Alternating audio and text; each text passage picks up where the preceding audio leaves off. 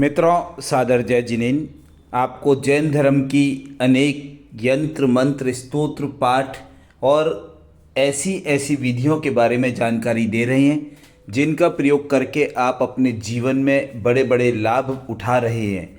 शीघ्रता से चैनल को सब्सक्राइब करें, लाइक करें, शेयर करें और 9893520130 पर व्हाट्सएप मैसेज भेजकर अपने प्रश्नों का उत्तर, जिज्ञासाओं, शंकाओं का समाधान ले सकते हैं। आज इस वीडियो में मैं आपको बताने जा रहा हूं कि प्रतिक्रमण किसे कहा जाता है।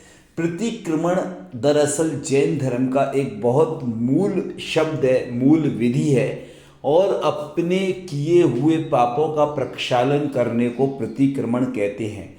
प्रतिक्रमण जो है अतिक्रमण का अपोजिट है, उल्टा है। और प्रतिक्रमण में सिमटने का काम होता है जबकि अतिक्रमण में फैलने का काम होता है।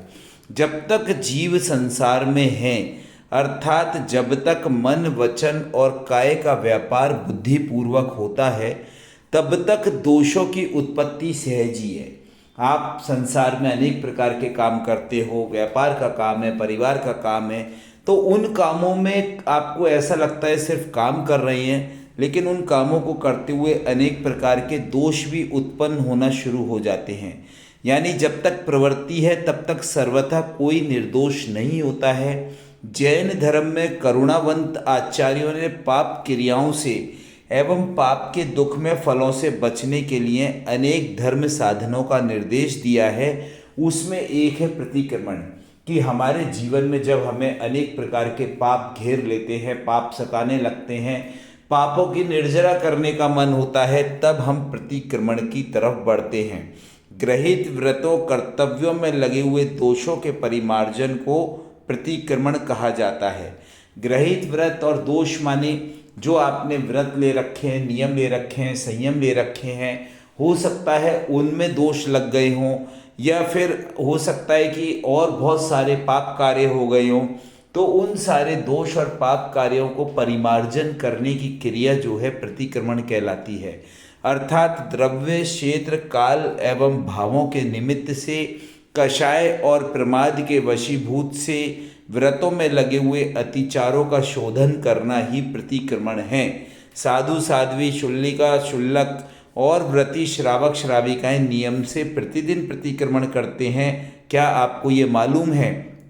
क्योंकि एक बार यदि कहीं कचरा जमा होना शुरू हो जाए तो उसका ढेर लग जाता है, लेकिन प्रतिदिन सफाई होती रहती है तो वो कचरे का ढेर नहीं लगता है और वो कचरा क्लियर होता रहता है। तो यहाँ जैन धर्म में कहा गया है, पाक्षिक, नैष्ठिक और साधक के भेद से श्रावक 3 प्रकार के हैं: श्रद्धावान, विवेकवान और क्रियावान।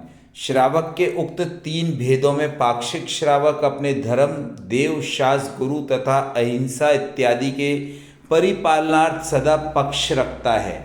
आज्ञा प्रधानी वह पाक्षिक श्रावक जिनेंद्र देव की आज्ञा का पालन करते हुए हिंसा इत्यादि त्याग हेतु सर्वप्रथम 7 व्यसनों का त्याग कर 8 मूल गुण धारण करता है और 6 आवश्यकों का पालन करता है। प्रतिमा रूप व्रत ग्रहण करने की शक्ति न होने के कारण वह उपयुक्त क्रियाओं के साथ सम्यक दर्शन और सम्यक ज्ञान को भी अवश्य धारण करता है।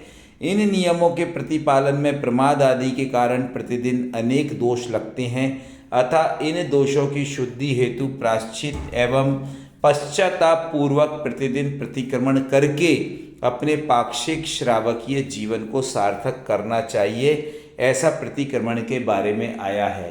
प्रतिक्रमण रोज हमें भी करना चाहिए। रात में सोते समय हम अपने दोष, अपने किए हुए दिन भर के पापों को मिथ्या करने के लिए प्रतिक्रमण कर सकते हैं। इससे हमारे जीवन में कर्मों का बंध नहीं होता है और पाप कर्मों की निर्जरा होती है। जय जिनेंद्र।